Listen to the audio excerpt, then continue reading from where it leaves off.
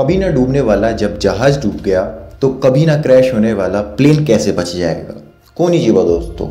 12 जून दोपहर 1:36 पर air India AI-171 Sardar Vallabh भाई पटेल एयरपोर्ट से टेक ऑफ से पहले आगे बढ़ता है। तकरीबन 2 मिनट तक ये प्लेन अपनी स्पीड को गियर अप करता है। जैसे ही ये प्लेन 300 किलोमीटर प्रति घंटे की स्पीड पर पहुंच जाता है तब प्लेन रनवे से टेक ऑफ करता है। प्लेन सिर्फ 191 मीटर की हाइट पर ही पहुंच पाया था कि तभी प्लेन के पायलट सुमित सबरवाल मेडे पर कॉल करते हैं एयर इंडिया के कंट्रोल पर और वो बताते हैं कि प्लेन लिफ्ट नहीं हो रहा है। ये कॉल तकरीबन 13 से 18 सेकंड तक ही कनेक्ट हो पाती है।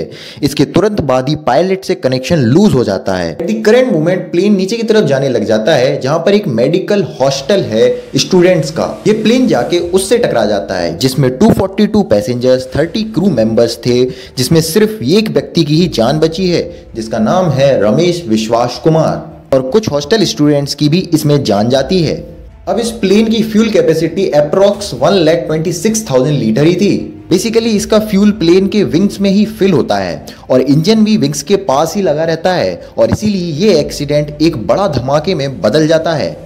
अब आप लोगों के दिमाग में एक सवाल आ रहा होगा कि जब भी कोई भी प्लेन क्रैश होता है तब पीछे की तरफ एक प्लेन की विंग्स आग फेंकने लग जाती हैं, बट इस केस में ऐसा कुछ भी नहीं हुआ। फिर भी ये हादसा कैसे हो गया? दरअसल एरोप्लेन में लगे आप ये विंग्स के पीछे फ्लैप्स देख रहे होंगे। सेम ऐसे ही स्लट्स आगे भी लगे रहते हैं जो कि मूवेबल होते हैं। अगर पायलट सिर्फ इंजन के थ्रू प्लेन को रन करता है तो सिर्फ रनवे पर ही प्लेन चलता रहेगा, कभी टेक ऑफ करेगा ही नहीं।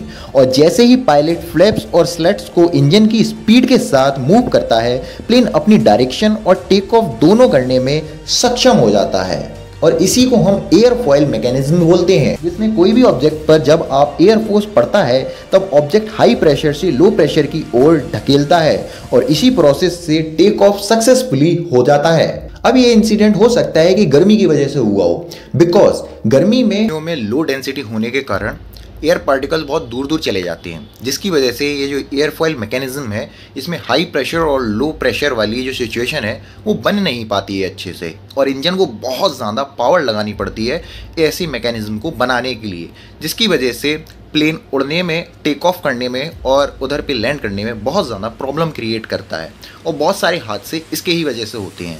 वहीं पर सर्दियों में हाई डेंसिटी होने की वजह से इंजन को बहुत कम पावर में भी वो वाला मैकेनिज्म मिल जाता है, क्योंकि हाई प्रेशर और लो प्रेशर वाली जो सिचुएशन मैंने अभी आपको एक्सप्लेन की है वो बहुत ही अच्छे से वर्क कर जाती है विद इन थोड़े से ही इंजन की पावर से।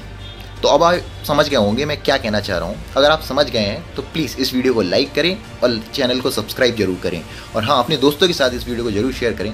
मिलते हैं आपको अगली वीडियो में, तब तक के लिए धन्यवाद। और हाँ, अपडेट मिलता रहेगा कि ब्लैक बॉक्स में एट दी एंड निकला क्या, बिकॉज अभी तक कोई क्लियर मैसेज हमें नहीं मिला है कि ब्लैक बॉक्स के अंदर आया क्या है।